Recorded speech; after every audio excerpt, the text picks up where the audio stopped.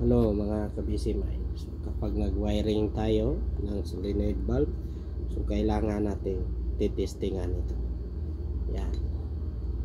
So para malaman natin na tama ang pag-wiring natin, so gagamit tayo ng power supply na battery.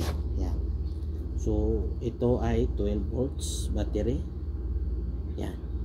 So ang solenoid valve na ito ay gagana ito sa 12 volts na supply, pero 24 volts ang panel dito. Makikita natin yan.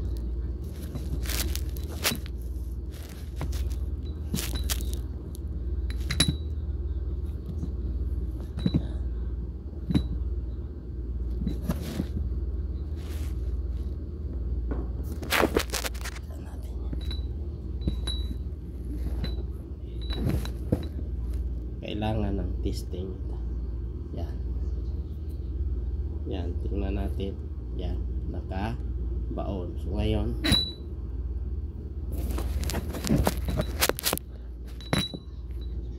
lagyan natin ng supply.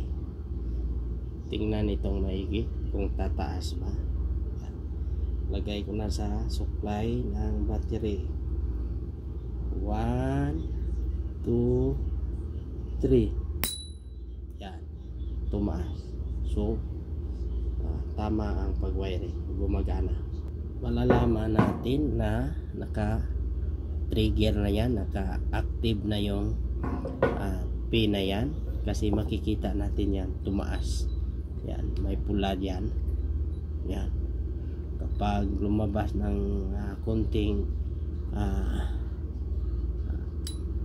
pagtaas, ibig sabihin naka-trigger na yan. So pag reset dito, itulak lang natin yan pabalik. Ganyan ang pag-reset ng solenoid valve.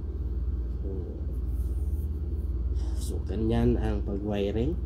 Pagkatapos yan, i-testing natin. So kapag okay na ito, i-install na natin ito sa site. So direkta na yan sa cylinder.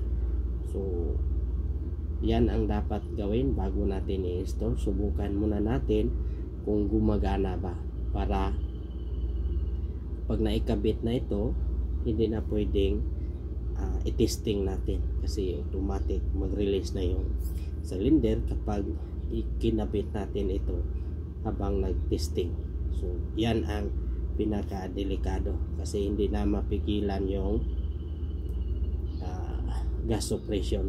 Lalabas talaga yan hanggang maubos ang laman ng cylinder. Okay, kung may idea din kayo sa mga solenoid valve, paki-share naman sa comment section. Okay, bye bye mga kabisi mind.